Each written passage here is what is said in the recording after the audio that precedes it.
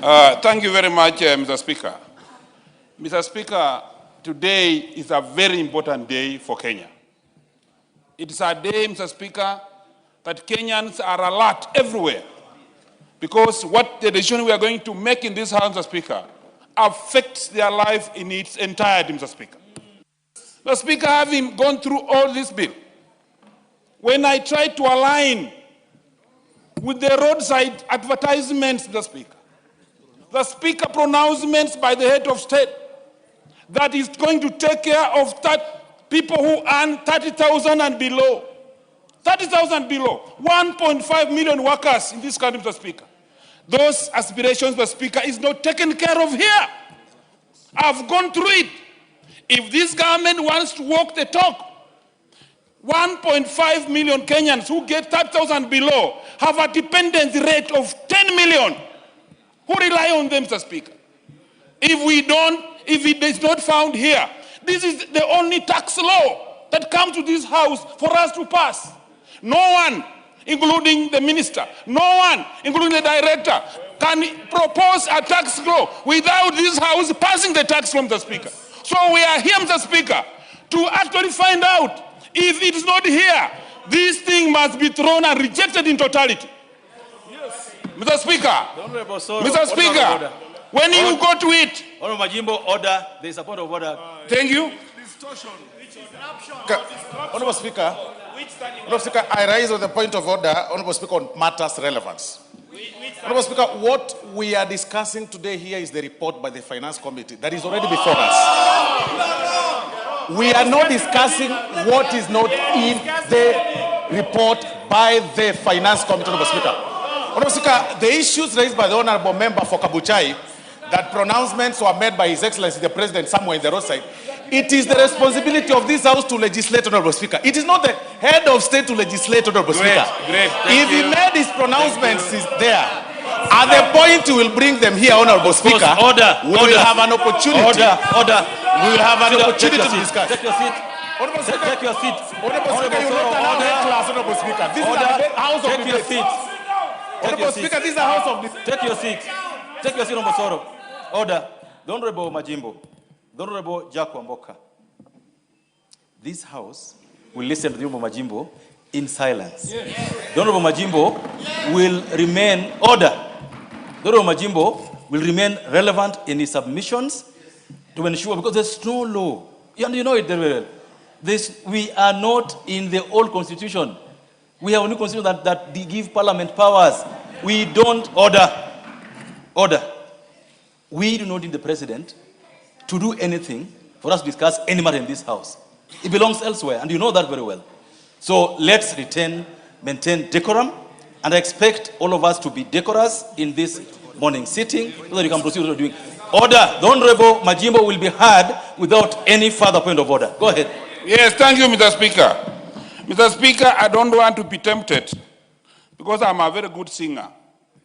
I don't want to be tempted to sing the song that Kenyans sang for Honorable Soro in Kusi Stadium because it touches on his private part. Mr. Speaker, when we come to this bill, Mr. Speaker,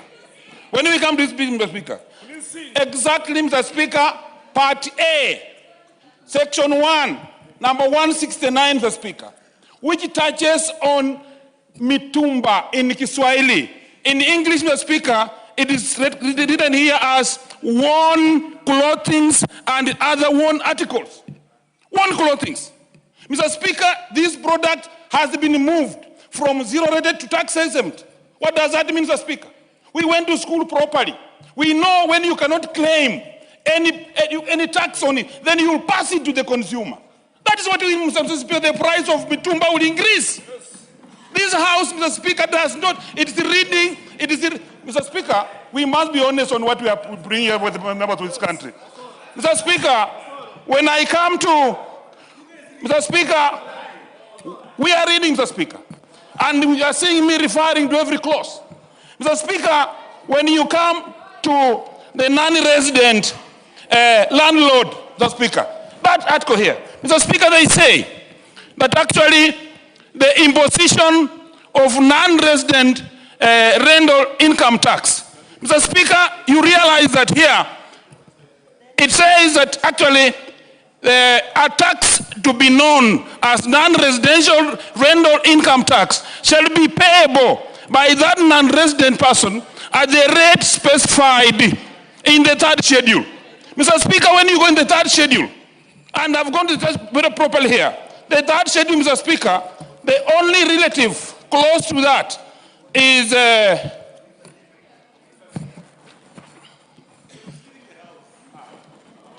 Mr. Speaker, the only clause that is close to that, Mr. Speaker, is C1.